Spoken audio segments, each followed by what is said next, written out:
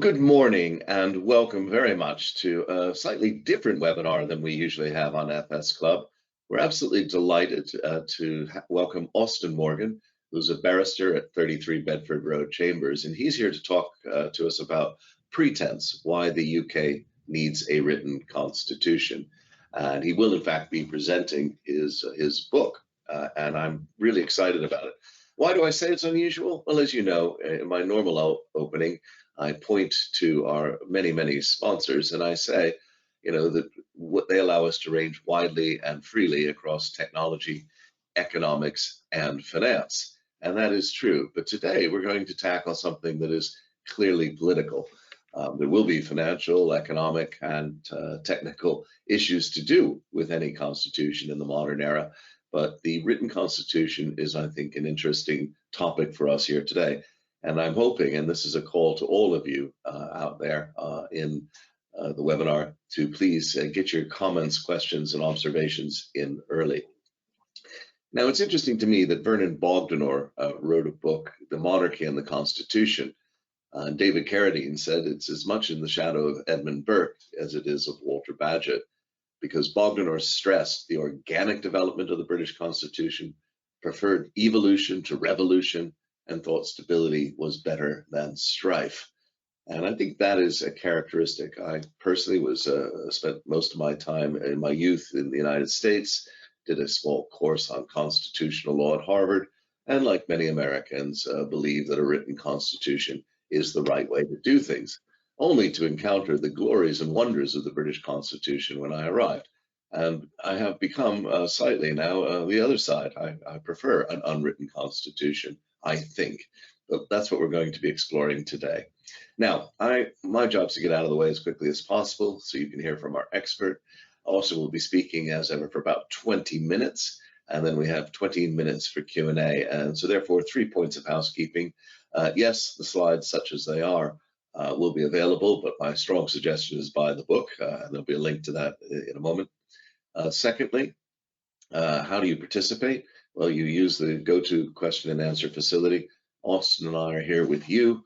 We're not watching our emails. We're not on WhatsApp or LinkedIn or any other of the various media to contact us, just to ask the questions here. All of the questions that you pose, all the observations will be said to Austen.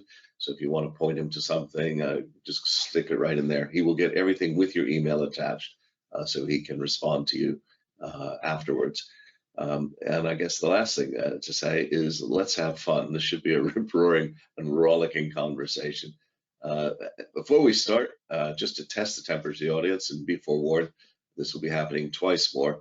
We have a little poll here. Do you support the notion that the UK needs a written constitution? It's a tough question, so if you wouldn't mind selecting yes or no, that would be very helpful.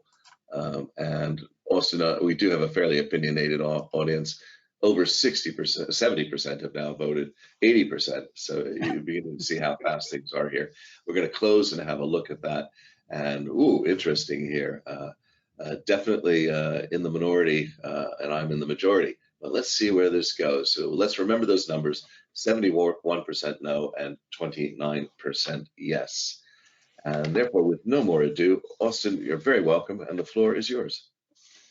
Michael, thank you very much. I am by profession a lawyer. I think like a lawyer, but before I was a lawyer, I wrote history, and I suppose the two sides of my life have come together. This is the book, and you see a slide of it. The moment of Brexit, I argue that was 2016 to 2020, remains unprecedented in our constitutional history. The metropolitan elite is still critical of Theresa May and Boris Johnson, who actually successfully took us out of the European Union in a legal manner. Others, especially including myself, criticise additionally the behaviour of Parliament during those 4 years, and especially the Supreme Court decision in the case brought by Joanna Cherry in Scotland and Gina Miller in London. And it is because that case took the form it did that I have opted for a written constitution The book is called Pretence. I got the idea from pretender, usually referred to an illegitimate sovereign, but in fact what I was referring to was much of the superstructure of our constitution is just culture, is not the reality, so it is a pretense system. I do argue in the book most definitely that the constitution we created essentially in the fourth quarter of the 19th century no longer is viable in the 21st century. There are a number of summary reasons why I decided to go for a written constitution. One, we had 40 years of learning how to use fundamental law, which came from Europe. It should not be wasted. It is an opportunity. The second is that I've been a supporter of a UK Bill of Rights ever since David Cameron asked me to serve on a commission of non-party people to advise him. And I do think, despite Dominic Raab's political destruction, that remains a legitimate objective. And finally, I am a proponent of federalising the UK, largely to retain Scotland. Now, the jacket of the book is an Edward Bower portrait from 1649. It was commissioned by a parliamentary family. He was a portraitist, and the original remains in a house in the West Country. It was used after the Restoration in 1660 by the Royalists, and the copy in the Royal Gallery is in fact a fake copy of this genuine portrait that I bought the rights to. We have a new king. He once suggested he wanted to become defender of faith. It would be up to Parliament to change his title, but I suspect that the king might walk into a different political crisis, given his enthusiasms and given the way he's conducted himself since he succeeded his mother last autumn.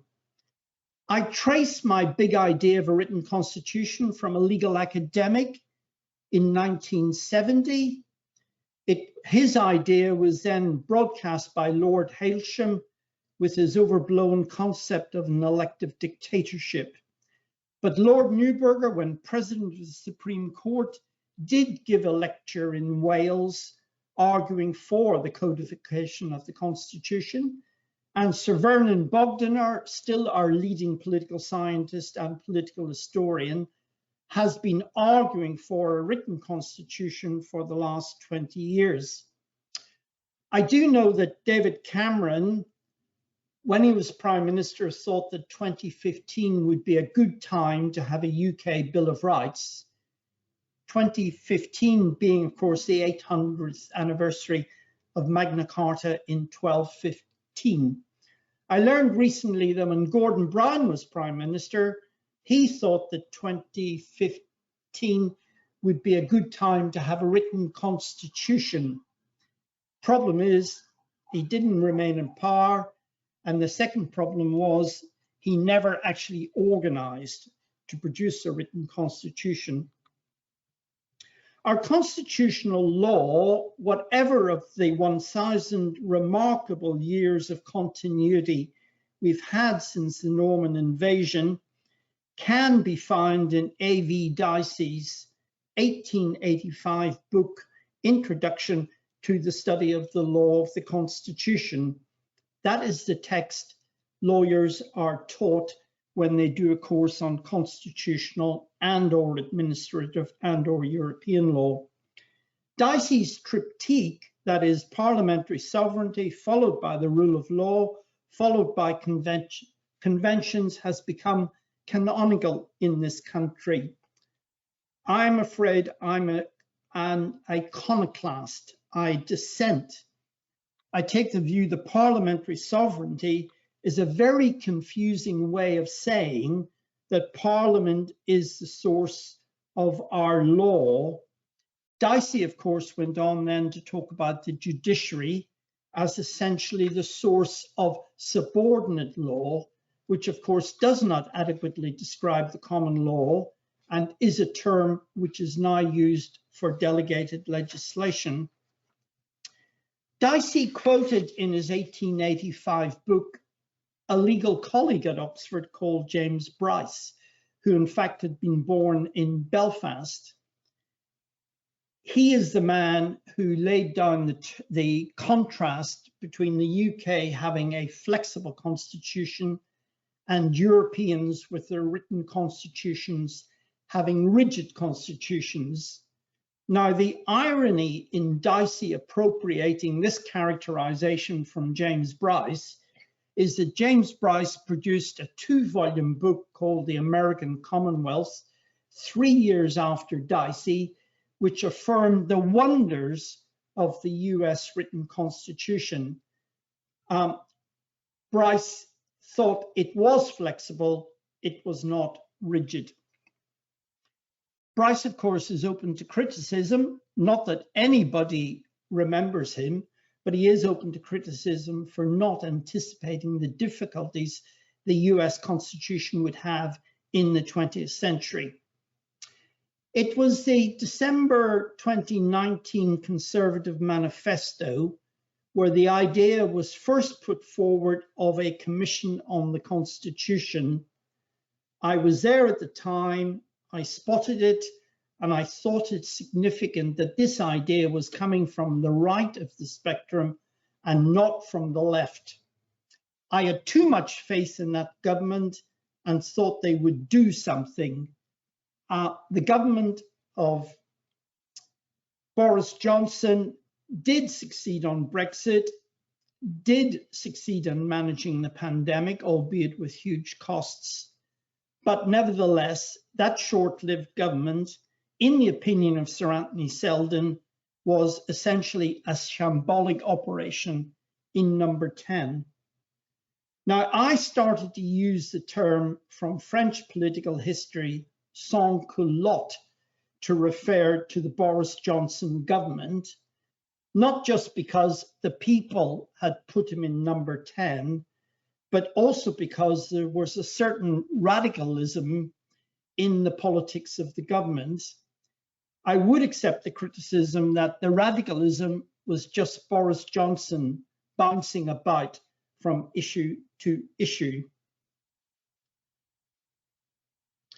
I don't in the book actually hang my hat on any particular set of reforms. I haven't written, this is my way to reform the UK Constitution. The only point I argue, I hopefully not at a tedious length, is that whatever constitution we have, we should now eventually write it down after 1,000 years. And I am interested in the idea of a commission on the Constitution going back into the manifestos for the general election next year, because it would be in that commission that one would discuss all the possibilities from the most visionary to the most prosaic. And discourse is always a process of going from one to the other. I accept that a written constitution, especially after 1,000 years without one, can only happen as a major historical event, but I do think that Brexit is the cause justifying it. The project would have to be popular. One route I put in the book is that our 3 law commissions could be entrusted with drafting it, but it would have to be advised by the committees in both houses of Parliament, and then Parliament would have to enact the Constitution, but ultimately the people, or the peoples of England, Wales, Scotland and Northern Ireland would vote on their bit, but also vote on the total package, and only if the people said yes, with sufficient majorities, would we actually have such a major introduction to our political history. In the book, I've resisted all temptations to draft little bits. For example, how can you have popular sovereignty and also have a monarchy? Answer, Spain's constitution in 1978 has both, and they sit together without controversy. I do, however, end the book with a draft preamble, which is my way in the 21st century of looking back at 1,000 years of history and summarizing it so we accept the criticism, but we are not totally negative and self-hating about ourselves. We do affirm that the state rose, the state expanded, there was an empire, we have decolonized, and now we're sitting off the mainland of Europe, outside the European Union, but still within many other international forums. There are three precedents for my project. One is 1991, the Left-Leaning Institute of Public Policy Research. The second is Vernon Bogdaner's students at Oxford in 2006, who were asked not to be visionary, but just to write what they thought the Constitution was, and it's salutary to read that text. You immediately say, oh, why do we do it this way and not that way? And the third precedent is a parliamentary committee from 2014-2015, chaired by an MP called Graham Allen, and he was advised by some academics from King's College, and they did produce a whole series of documents, including a draft written constitution. I want to end on the following hand of friendship note. In the bitter days of 2019, when we were still fighting about Brexit, the Constitution Society published a pamphlet called Good Chaps No More, Safeguarding the Constitution in Stressful Times. The authors were Andrew Blick and Peter Lord Hennessy. And they said, it may be a source of regret for some, but certain elements of the venerable, perhaps romantic good chap state of mind need now to be codified in cold, hard prose. I actually had cold, hard prose as a title for my book when I was writing it. Now, historians may disagree with Blick and Hennessy about who the bad chaps were during Brexit, but there is, I think, a consensus between them and between me that we do need a written constitution, regardless of the battles that were fought in recent years. I do offer the hand of friendship to these fellow constitutionalists in the Constitution Society, as well as to other like-minded lawyers in my chambers and further afield, politicians who will do all the movement, and political activists who will make the demands, perhaps in a more extreme and less moderate way. So I end with the following piece of rhetoric. Let us begin, or rather resume the project. Excellent. Austen, thank you so much for that. Now, folks, we're going to, as I said, we're going to have two quick polls. Three quick polls. So this is the second of the three. Again, just after Austen's comments, do you support the notion the UK needs a written constitution? And while you're answering, you know, it's interesting to me, your comment there about the good chaps. One of the quotes I dug out, Austen, when looking at this was from Gladstone, who says that the British Constitution presumes more boldly than any other the good sense and the good faith of those who work it, which one might attribute to the fact that it's unwritten. Now, here we go. So we're now going to present those results. Whoa! I can see that the audience is really shifting around here today. Just a reminder, it was 71-9 in the other direction. And now basically people are supporting the need for a written constitution. Well, let's get into some of the questions, comments, and chat. First one here is from Dan Feeney, Austen. Dan works in finance. He is an American, and he says the UK has an embedded class system going back centuries and based on land ownership. Without more social mobility, the aristocrats won't accept constitution on paper. Any comments on that? The aristocrats used to dominate the House of Lords. The House of Lords will be under threat possibly if we have a Labour government.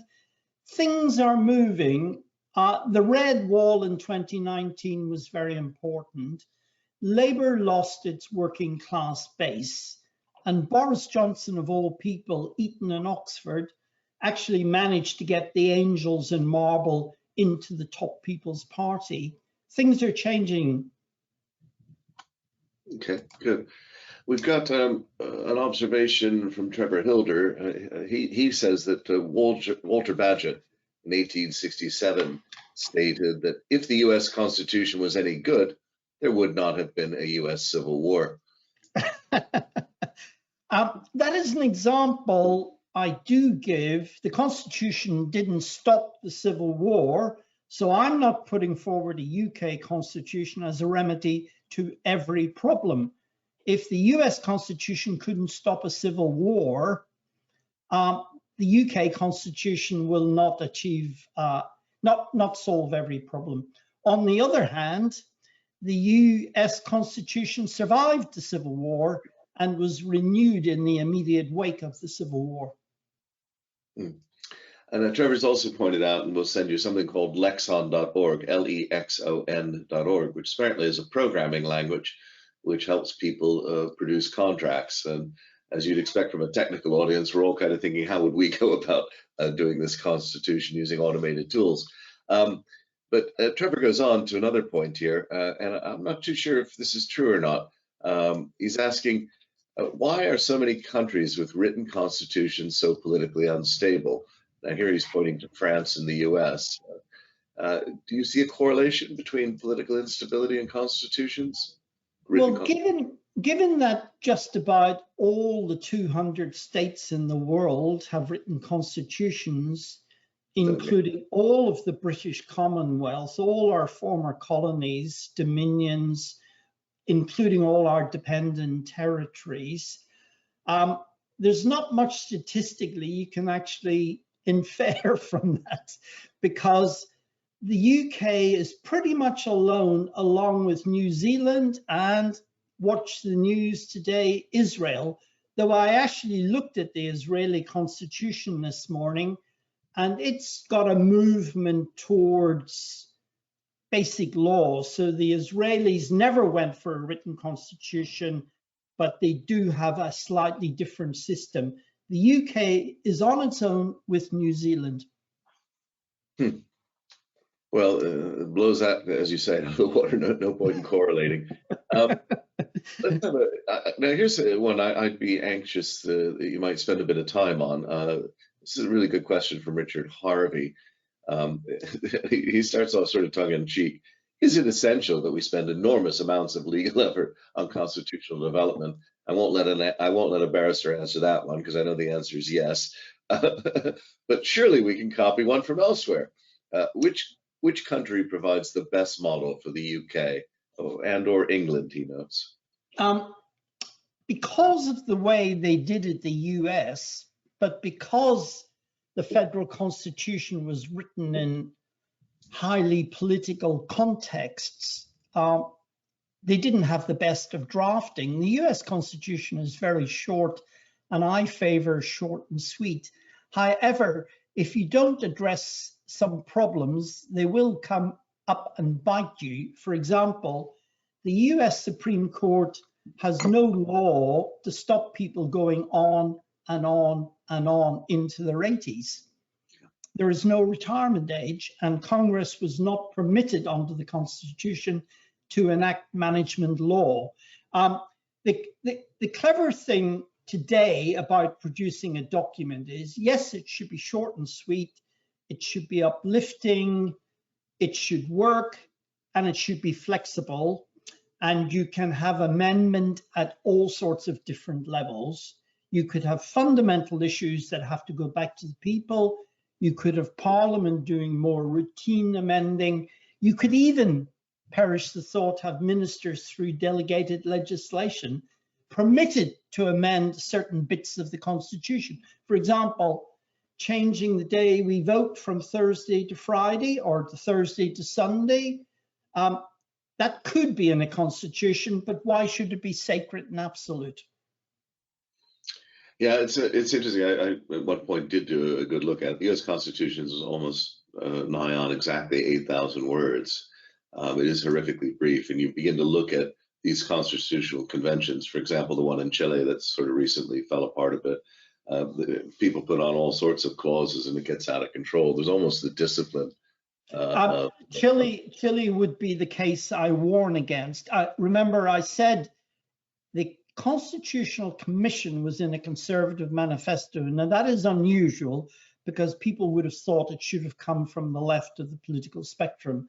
I actually think it was Sir Geoffrey Cox dealing with the second Maria Miller case in the Supreme Court who put that idea.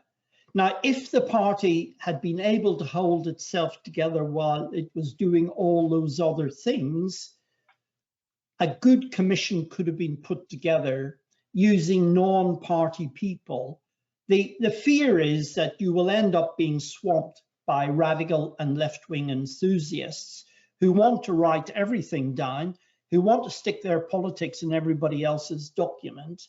And that's the sort of thing that really repels people on the right of the spectrum in this country.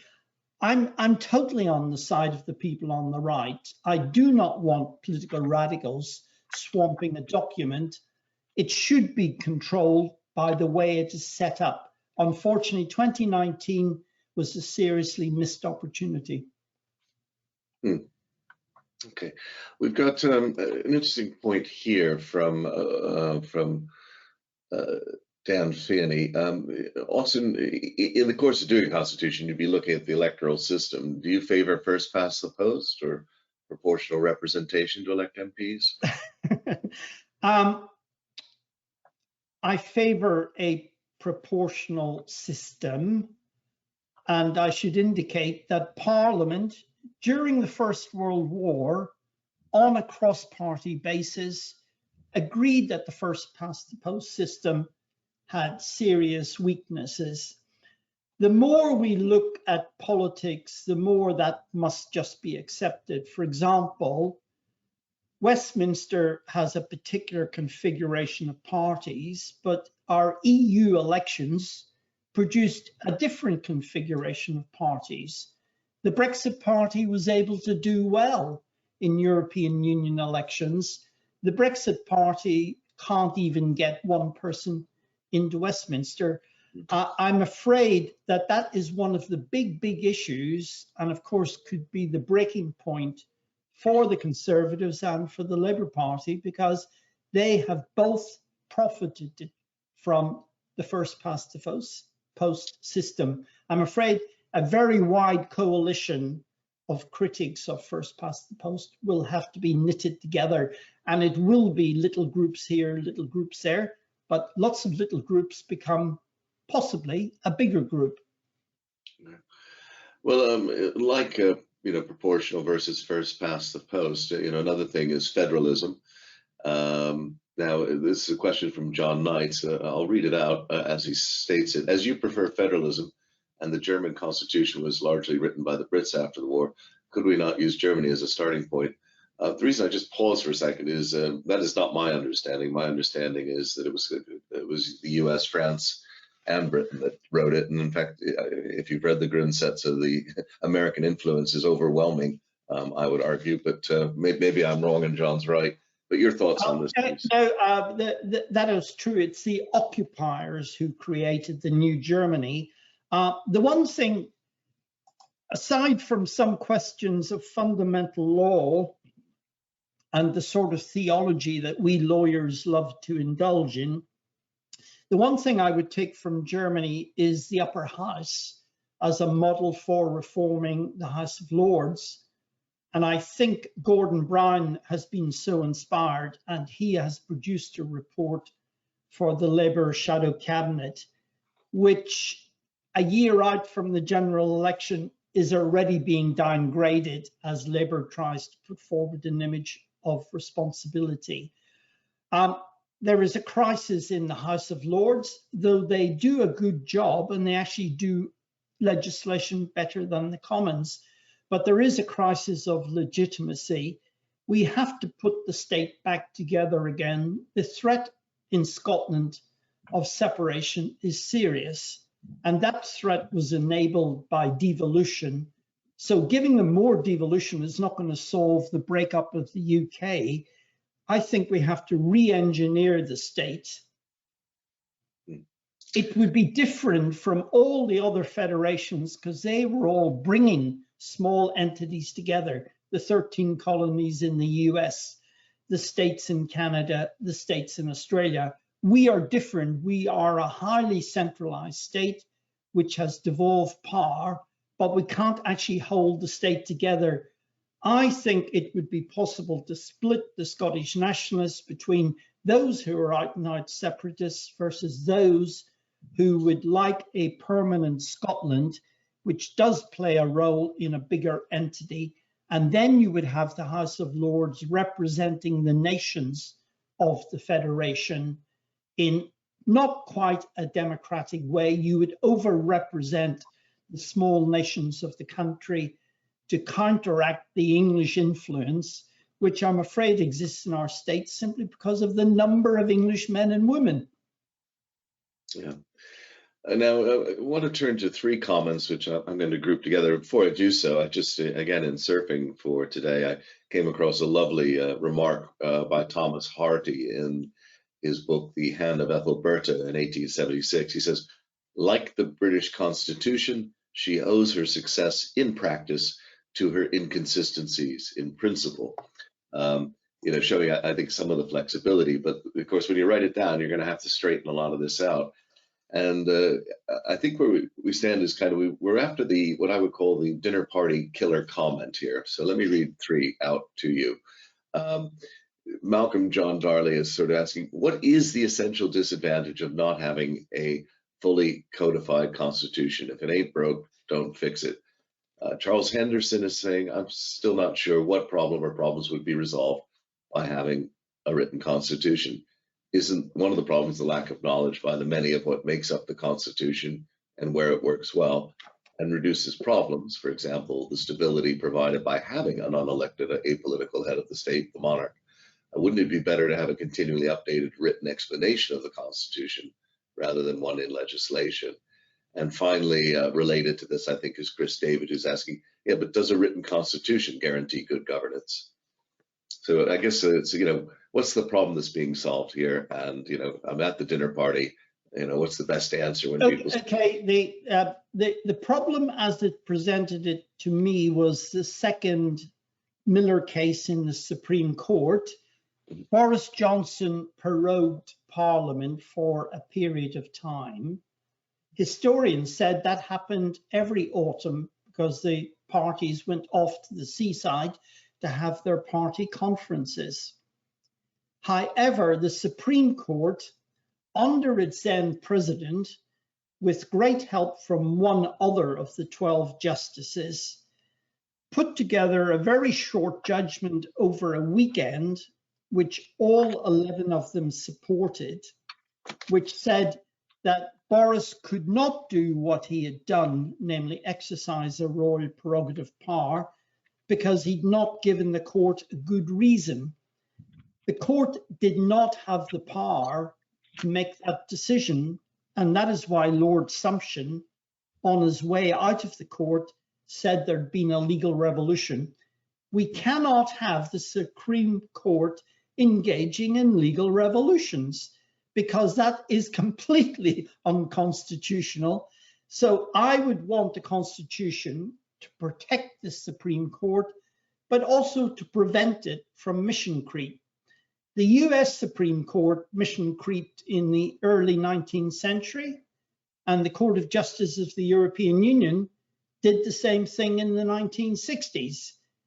But if you write it down, you can actually tell a court you do not have the power to write your own constitution and to run your own agenda. You do have the power to interpret the Constitution, and you do have the power to censure the legislature or the executive branch of government. But you're only a branch of government. You're not dominant in the Constitution. You're just the third leg on the stool. Okay.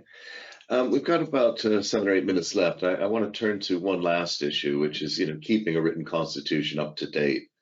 It is amazing when you look at the U.S. Constitution. There are 33 amendments, but people who haven't studied it forget that 10 of them came in as the Bill of Rights in the first instance. And in fact, they're not really amendments. They're really part of the original ratification of the document. So then you're left with 23 amendments over, 230 years. It's one a decade, which is, not particularly, in my opinion, one way or the other. And those in turn come in clumps, and many were very early on as opposed to more lately. So it's an interesting problem there about speed. So Richard Harvey's saying so many constitutions have proven to be shackles to past attitudes. Which countries manage to update their constitutions speedily, and how do they do it? And that's somewhat assuming speed is a virtue, but your thoughts on that? I haven't investigated it, but I would like to think Germany behaves in a kind of Teutonic way on these matters. Their constitution only dates from the post-war period. And they do seem to have an efficient, uncontroversial system of government which does not break down, though of course is being threatened by populism, as indeed all the major European states are being threatened by populism.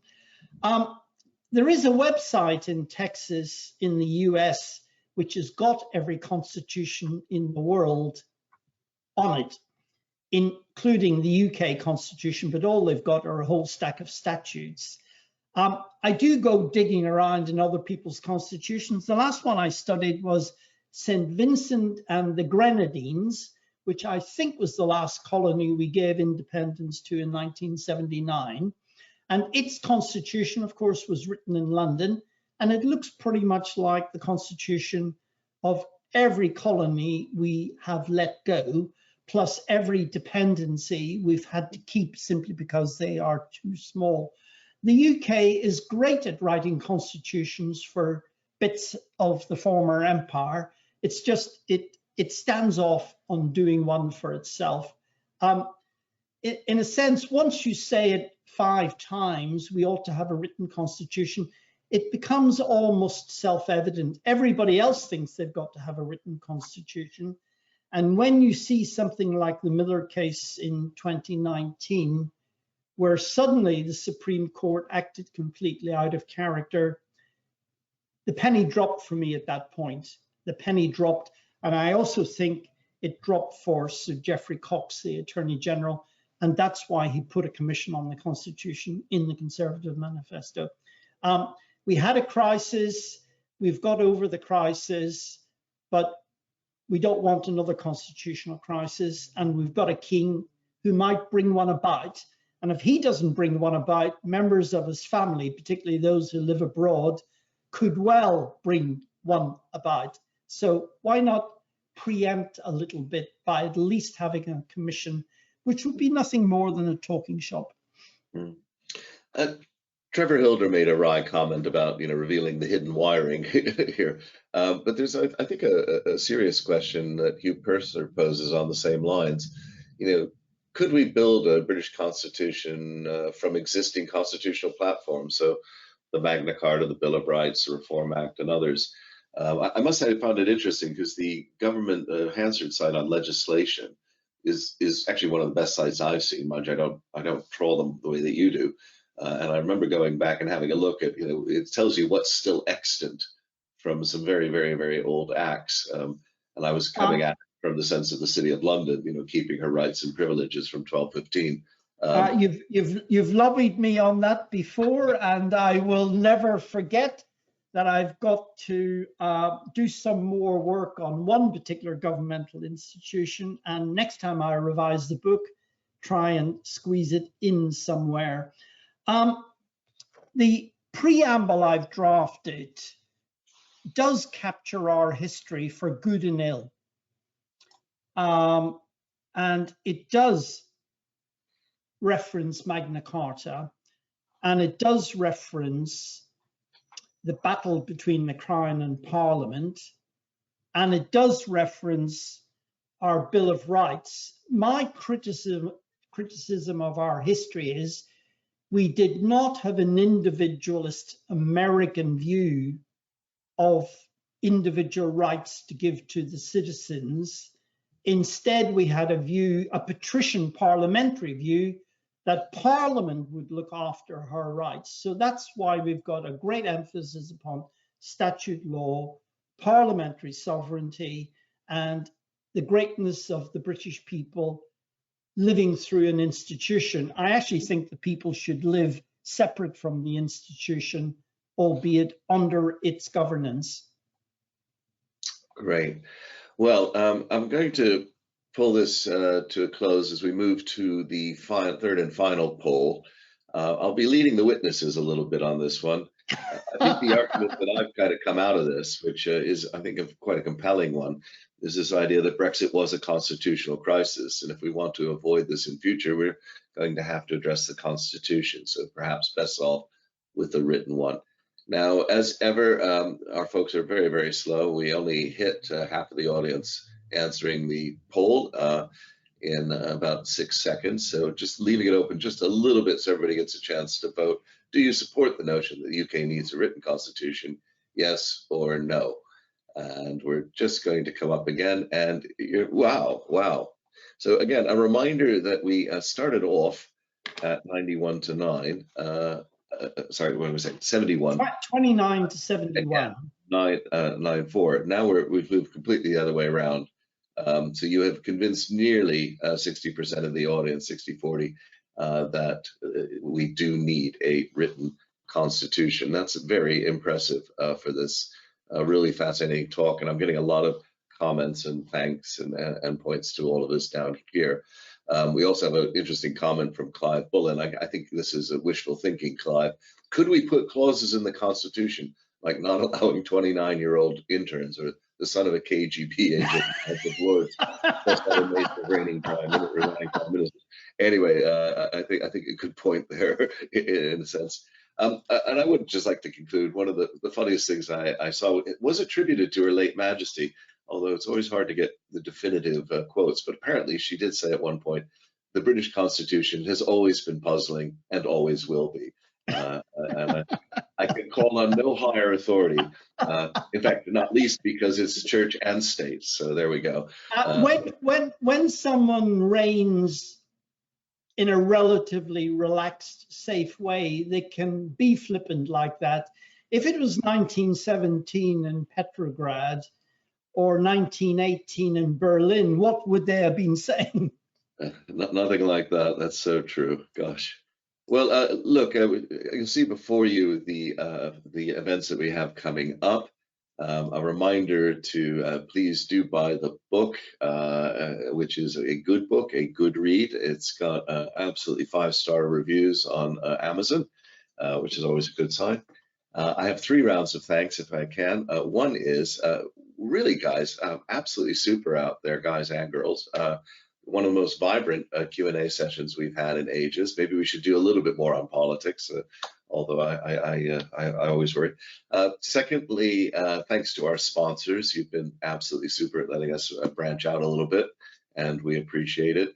You'll see ahead some of the other things coming up. I would point you to tomorrow, Crises in the Making, which is going to be an absolutely fascinating session ahead as well. Meanwhile, before we quit, we must, of course, thank our speaker. And Austen, I'm afraid here, despite the fact that we like GoToWebinar statistics, it is terrible. It has absolutely no technology for applause. So we use our Korean karmic clapper to stimulate audience thanks, but you'll get many nice comments when we send you the observations and all. Thank you very much for sharing your thoughts with us today. It was really most enjoyable.